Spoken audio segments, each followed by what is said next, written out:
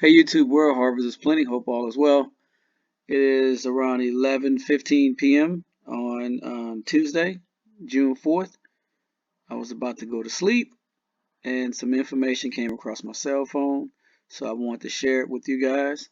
And yes, it is happening again. Got to get to some breaking news back here at home now. We're just learning about a nationwide outage apparently affecting AT&T and Verizon customers. So check your cell phones because AT&T is telling us this national issue is, I'm quoting here, it's affecting the ability of customers to complete calls. Verizon says this problem affects people trying to call or text people who are using other carriers. Brian Chung is joining us now.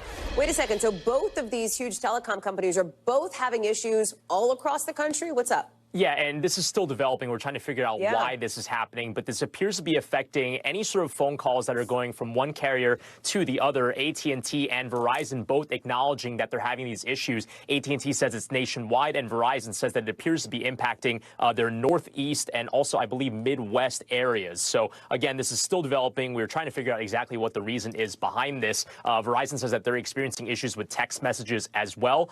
We did just hear from AT&T, a spokesperson telling me that this isn't impacting their 911 services. That was my next question. We're working to correct a wireless impact notification that was sent in error to 911 call centers. That coming in from an AT&T spokesperson to me just a few minutes ago. So again, it seems like there's a lot to sort out here. But again, this appears to be impacting calls primarily from one carrier to the other, namely, in most cases, AT&T to Verizon or vice versa, Hallie. Okay, so I'm going to ask you a couple of questions, Brian. The answer may totally be we don't know yet, and that's fine. But when you say it's affecting calls from one carrier to the other, meaning AT&T and Verizon, is like T-Mobile affected or some of these other carriers affected as well, or do we not know yet? We don't know. I mean, these carriers are kind of pointing the finger and saying this is anything that's maybe outside of the carrier. But again, when we look at downdetector.com, this is a website where people can report issues. So it might not be the best measurement of exactly how many people are reporting issues. We're seeing the most amount of reported problems at Verizon and also at AT&T. T-Mobile remains to be seen. But I want to emphasize that people might be thinking about that issue back in February where there were those massive issues. Yes, right, there were those massive issues outage, at AT&T. Yeah. The scale of this, at least when you're looking at what's being reported on downdetector.com, it's much less. In total, including Verizon, it's about 5,000 reported issues as of now. It was something in the tens of thousands in that February problem. And just to reiterate, 911 emergency calls, those can go through no problem?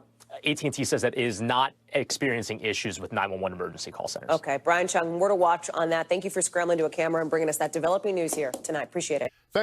So I'm currently at Dial Detector, and it's at the most reported locations for these outages, or at least for AT&T. I'm sorry, for Verizon.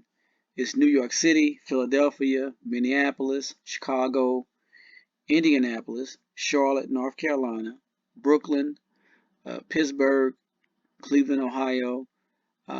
For some of the other carriers, there's reported outages in the West Coast and also in Florida, in Arizona, Denver, and a couple other areas. So, hey, it's happening again, and it's only a matter of time, guys. Best to prepare. It's only a matter of time. At some point, the warnings will cease. All right, I need to go to sleep. I'm tired. Love you guys. Talk to you soon. God bless to you and your family.